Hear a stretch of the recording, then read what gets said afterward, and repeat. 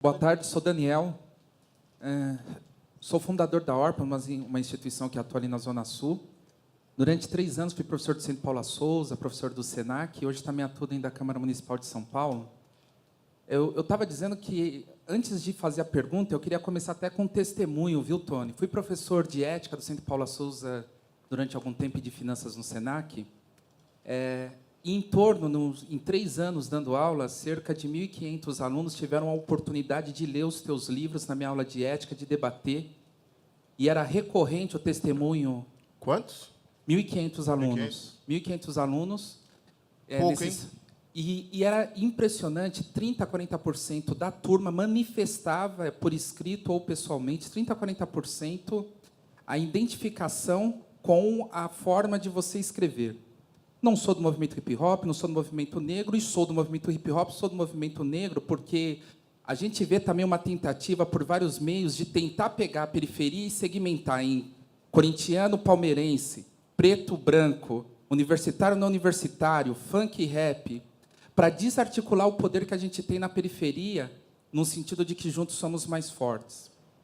Fruto e influenciado por você, coordenado por você, a gente conseguiu pegar um grupo de crianças do Jardim São Luís e transformar em autores, e aí publicamos, com teu apoio, o livro Um Sonho de Periferia, que chegou em 2.000 unidades vendidas, 1.000 unidades em 8 meses, em 6 meses agora mais 700 unidades, estamos batendo agora a 2ª edição, rodando a 3ª edição a partir do próximo ano, e tentar transformar em números um pouco dessa ação.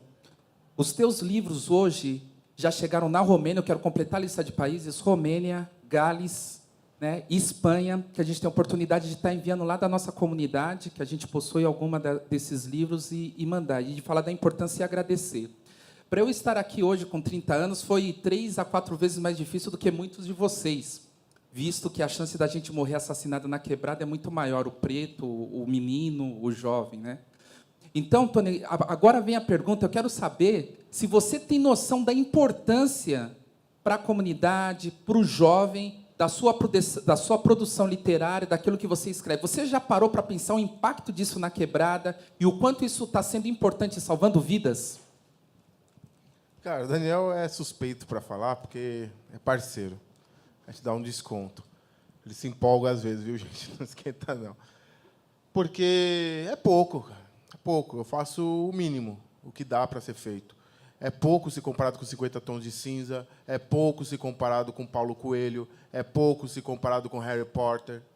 Agora, o que a gente faz, a gente não é vendedor de livro, não é SyncMed também. Quantidade de livros vendidos, quanto de arrecadação, e por isso que a gente não vai concorrer desta forma com o cara lá que está vendendo um best-seller internacional. E esse foi o argumento para ele dizer, não vou trabalhar com o seu livro, porque a gente não consegue ter paridade de preço, porque eu trabalho aqui com um best-seller internacional e sai muito mais barato. Nosso objetivo não é concorrer, neste momento, não é concorrer com esses ainda, mas perceber que, ainda bem que não tem paridade de preço, porque metade da verba desse livro vai para os familiares do Sabotagem. E isso tem um impacto real. Porque, às vezes, também as palavras voam com o vento, o papel aceita tudo, a gente pode dizer coisa bonita e vender livro para caramba. Tem um monte de gente que vende muito mais livro que eu, então não é essa forma que metrifica o sucesso, ou metrifica... Não é esse o objetivo. Às vezes, acaba sendo um meio de dialogar, um meio de conseguir deixar de ser invisível, mas não é o fim. Nosso fim não é vender livro, mas transformar. E como que transforma? Para transformar é pouco ainda. Para transformar, o livro só não é suficiente. O livro sozinho não transforma. Mas o livro transforma as pessoas. As pessoas transformam. Então, é um processo ainda em estágio de implementação. Nosso veneno é maior. Nossa meta... Eu estava dizendo, né, eu tenho uma garrucha.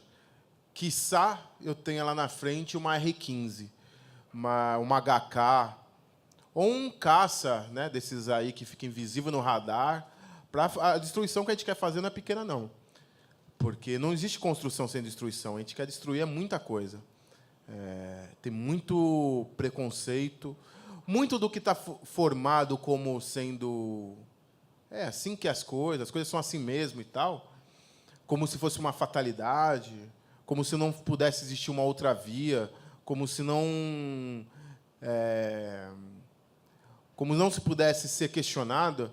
Muitas dessas coisas precisam ser destruídas para ser reconfigurada, ser refeita.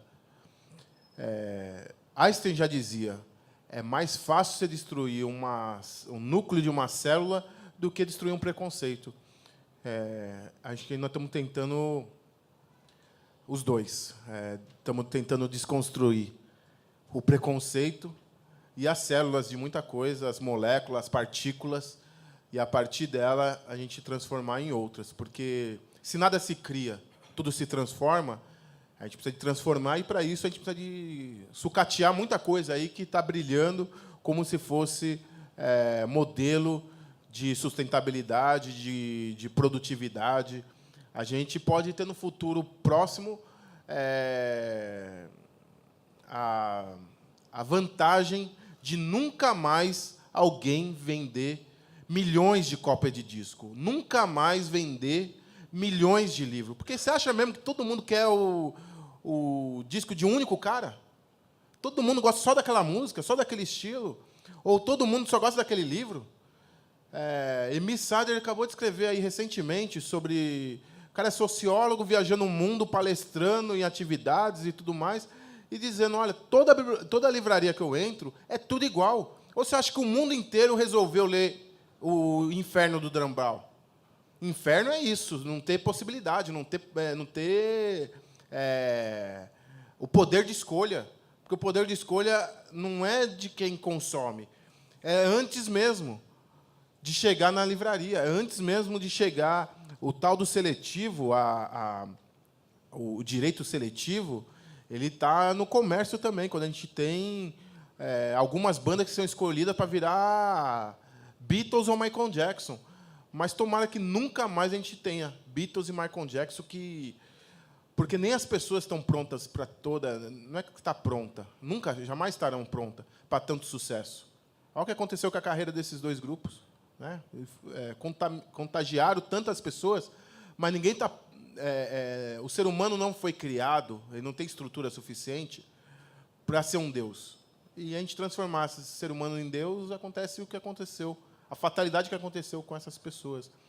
Então, tomara, usando uma frase do Sérgio Vaz, né, que eu não tenha vaidade suficiente para querer ser um desses aí.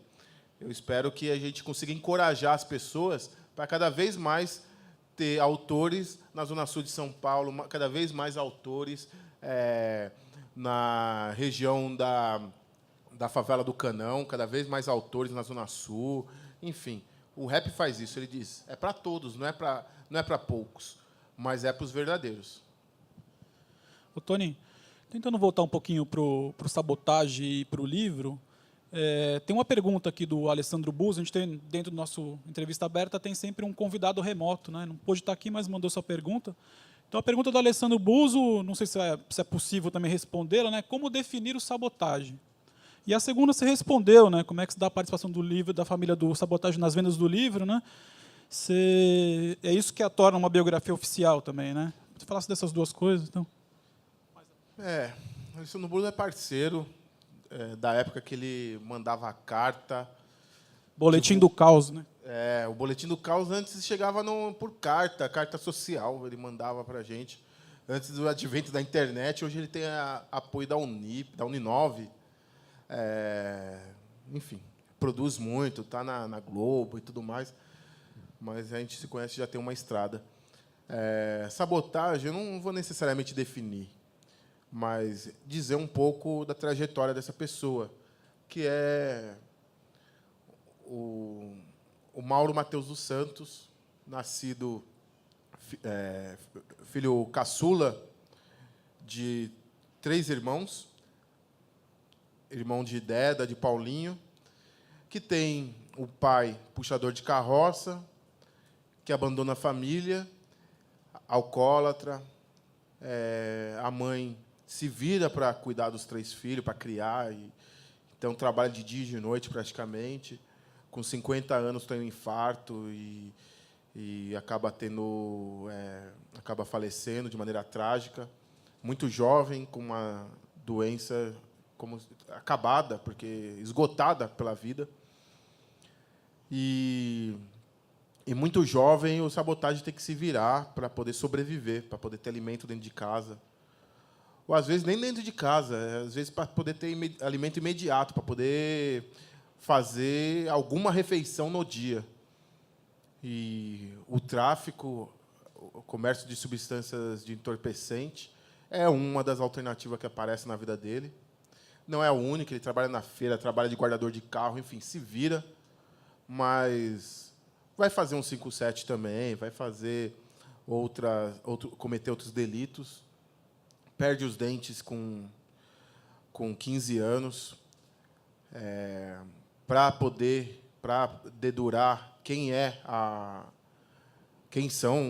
comanda o vapor, né, quem comanda o tráfico na região dele, os tios deles, enfim, é parente de pessoas que administrava, e, para ele confessar, para ele contar, ele é submetido à tortura, mesmo não tendo idade para estar naquele estabelecimento prisional, ele acaba ficando preso meses, vai para a FEBEM,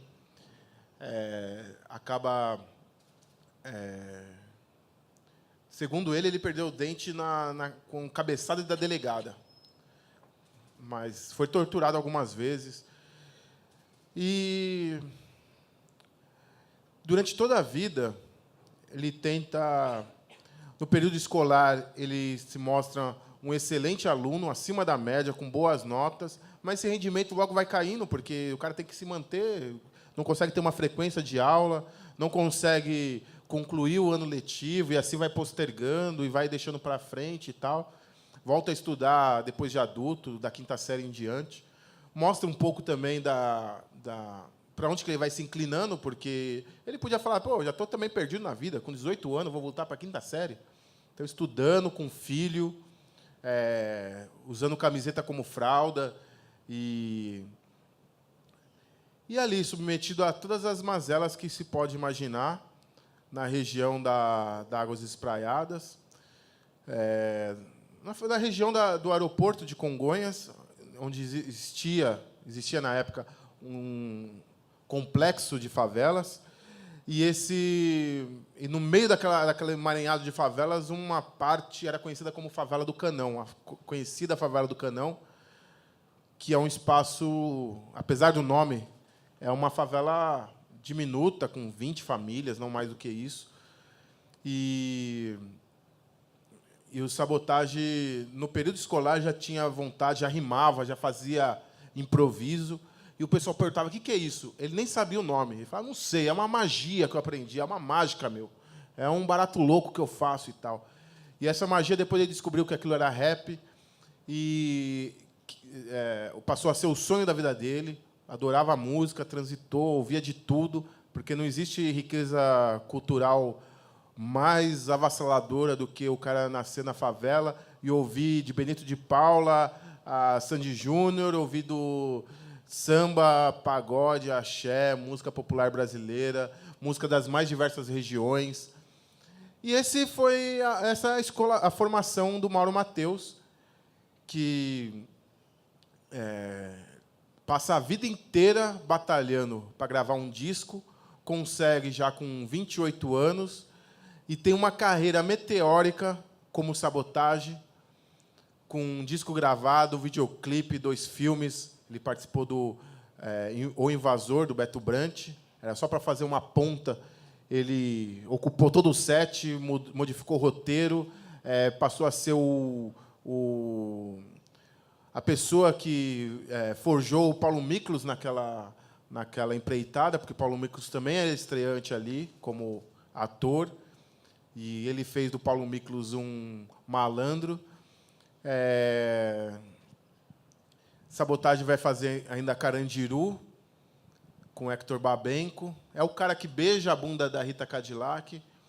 E essa cena é um ícone do cinema contemporâneo.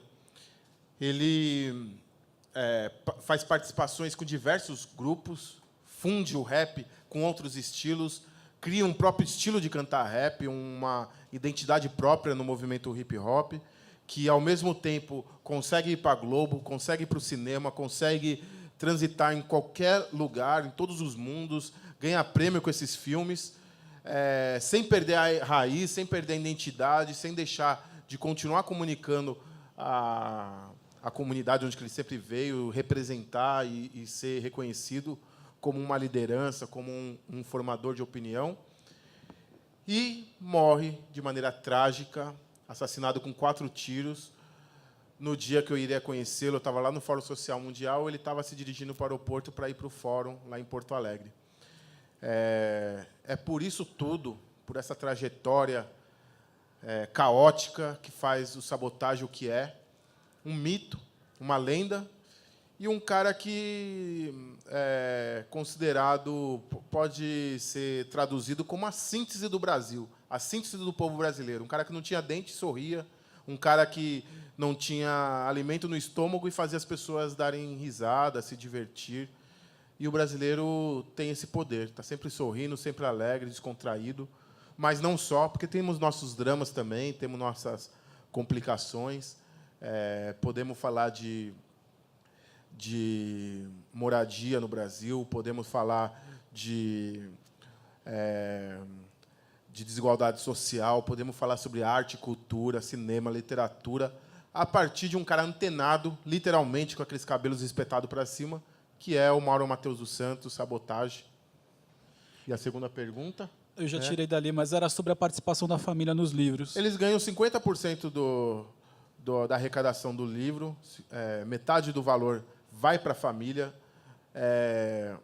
Um desejo do biógrafo que não iniciou o trabalho antes de ter esse acordo, antes de conseguir conversar. Na verdade, eu fiquei 9 anos com o desejo e fazendo uma pesquisa extensiva, só olhando de longe e desejando biografar o Sabotagem.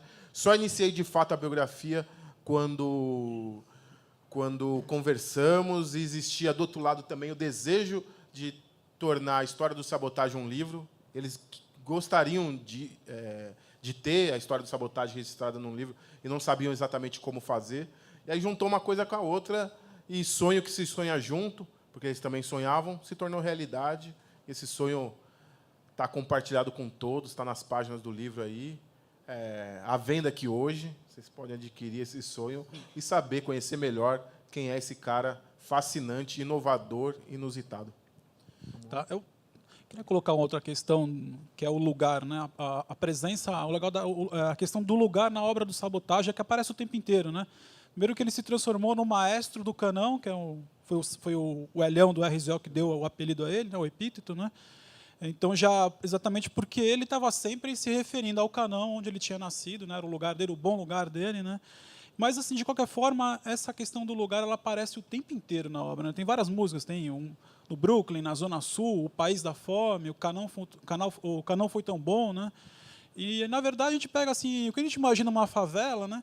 E a gente fala assim, é o pior lugar para se viver, né? É um lugar da inconstância, é um lugar onde você não tem segurança alguma, falta luz, falta água, vem o Roberto Marinho passar com a sua avenida por cima do meu barraco e coisas do gênero, né? Então, assim, é um lugar que é difícil você, de repente, transformar num bom lugar, né? Mas, na verdade, ele conseguiu, né? E se consegue, né? E fala, inclusive, no livro que você cita lá, né? Que existe privacidade na favela, né? Ninguém se mete na vida de ninguém. Você conseguiu descobrir por que o Sabotagem tinha essa coisa do lugar assim tão forte nele?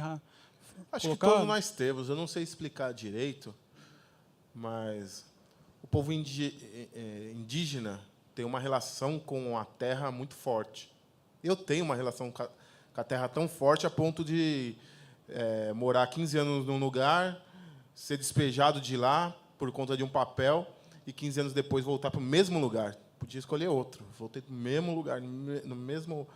Agora, é interessante perceber, porque isso é uma transformação por si só. Eu acho que o ser humano tem uma relação com o espaço, com a terra, com o lugar, com um magnetismo que eu não sei explicar, mas existe, eu acredito nisso. Mas é interessante perceber que a coisa mais comum no meu tempo era a gente mentir de onde que a gente era, para conseguir emprego, para conseguir fazer uma entrevista, porque se você colocasse o CEP da sua região, quando as pessoas têm endereço, porque às vezes nem endereço não tem, a rua não tem nome. O Gog tem um rap que diz Rua sem nome, barraco sem número. E o Gabriel Pensador já dizia, eu queria morar numa favela. Era um sonho dele, né? Narrando a história de um personagem mendigo. Não ele, Gabriel Pensador, morando lá na Zona Sul do Rio de Janeiro, mas ele interpretando um personagem que não tem nada e morar numa favela seria um sonho de vida, uma realização, um avanço. A gente deixou de mentir do lugar que a gente mora, que a gente vive, porque era o mesmo lugar que o Gil Gomes fazia reportagem. E, quando fazia a reportagem, condenava aquele lugar de tal maneira a ponto de as pessoas não conseguirem emprego. E, hoje, a cultura hip-hop transformou esses espaços, antes conhecido como lugares ruins, transformou esses lugares em centros de referência. As pessoas têm vontade de conhecer o Capão Redondo, tem turismo por lá. As pessoas têm vontade de conhecer a Cooperifa, lá no extremo sul, lá no Chácara Santana. E assim vai.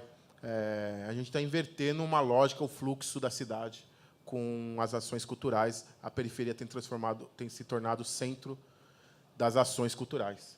O hip-hop é isso, e o Sabotagem também sintetiza isso aí. Ele mostra essa transformação.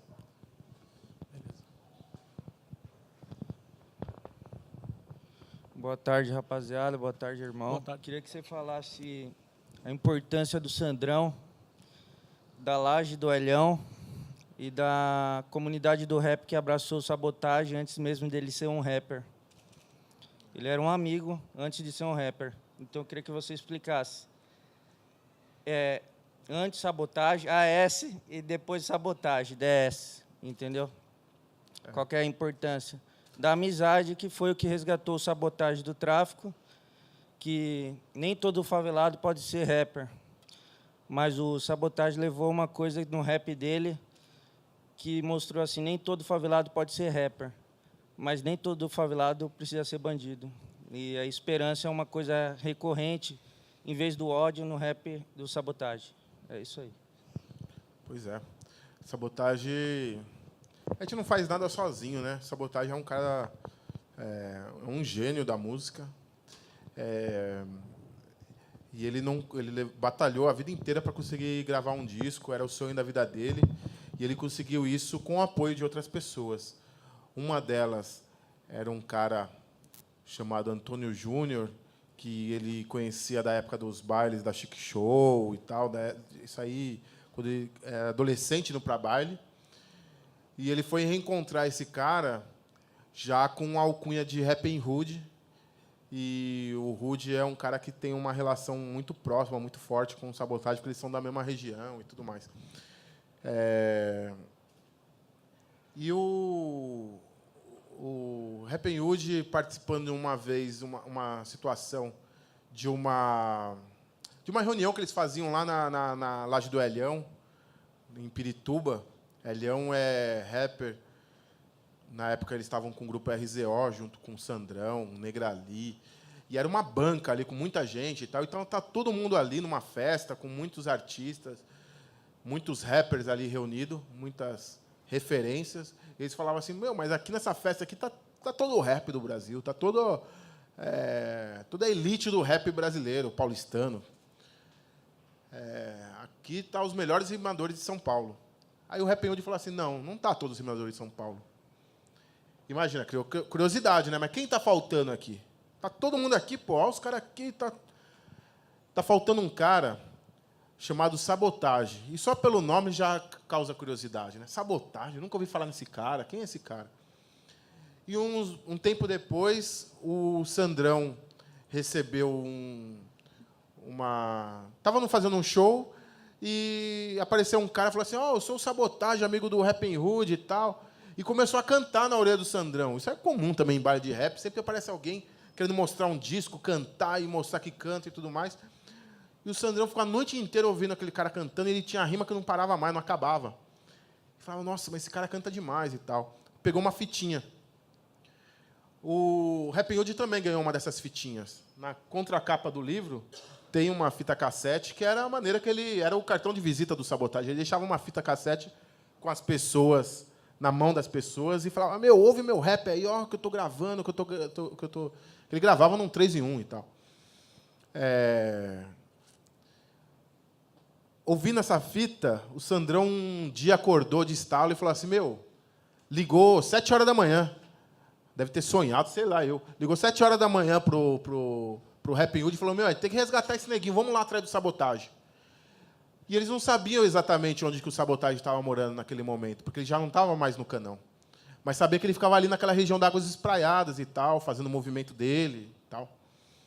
E andaram, foram até 24 de maio, perguntaram para um cara que vende meia, que também era da região, como que fazia para encontrar o Sabotagem. Ele falou, ele fica ali na Águas Espraiadas, passou a Casa do Norte, ele fica por ali. E eles foram na região, passaram a Casa do Norte, andaram de um lado, andaram para o outro, e andaram aquelas Águas Espraiadas de ponta a ponta durante 2, 3, 4 horas. É um negócio meio épico, assim, quando eles contam essa história. Até que resolveram entrar na Casa do Norte e perguntar, mas aí, vocês conhecem Sabotagem e tal? E a coisa começou a ficar complicada para eles. Imagina, para ficar complicada para o Sandrão, para o Rapping Hood, para as pessoas acharem que eles eram policiais que estavam ali. O que você quer com Sabotagem? Mas o que você quer com o Neguinho? É porque imagina como o movimento estava. O negócio estava a todo vapor e demorou para chegar um cara que conhecia um clipe do Rapping Hood. O Rapping Hood já era mais conhecido e tal. Tinha um clipe que ele gravou no Vale do Agabaú, no 300 Anos de Zumbi. Esse cara aí com a mancha no olho aí, eu conheço esse cara canta rap e tal. E esse outro aqui canta aquele rap do trem e tal, sabe? Qualquer. Bom, daí já a chapa estava quente, já ficou mais suave, né? Dava para ter um diálogo melhor. E aí passaram um rádio, contactaram e tal, e mais no final do dia, apareceu andando lá longe, lá na Água Espraiada, gingando e tal, o Sabotagem. E aí eles falaram, nós viemos aqui para gravar o seu disco. Para gravar meu disco, mano, vocês estão tirando, é verdade? Olha como que eu tô. E começou a tirar a arma, tirar da meia droga. Eu tô desse jeito, estou vendendo droga para viver, para manter meus filhos e tudo mais. Não, mas a gente quer tirar você, quer levar você para fazer show com a gente, para gravar seu disco, o rap está num bom momento, etc. E ele, eu tenho vontade de sair agora para gravar meu disco. Agora, não é assim. Eu tenho que pedir autorização para o homem. Eu tenho que ir, né? Pedir autorização. E foram lá, conversaram, conseguiram a tal da autorização. E o cara dizia, mas tem certeza mesmo? Não vai faltar comida no prato do Neguinho? Porque aqui ele está bem, aqui ele está ganhando dinheiro dele. Aqui ele está trabalhando, honestamente, porque é a maneira de... ele está trabalhando, o trabalho dele, através do trabalho dele, ele está ganhando o sustento dele. Vocês vão levar ele para a aventura de gravar um disco, ser rapper? Vocês vão segurar mesmo a bucha? E o resto da história é essa aí que vocês conhecem, né? Desse Sabotagem, conhecido, revelado ao mundo. Mas mostra como foi fundamental esse pessoal ter segurado no peito e falado, não, a gente banca, vamos fazer ele acontecer, Sabotagem acontecer. E ele foi muito ajudado por um monte de gente, né? Aí o disco aconteceu com parceria de Racionais, com parceria do Instituto, parceria do RZO, do Rapping Hood, do pessoal do Potencial 3, enfim.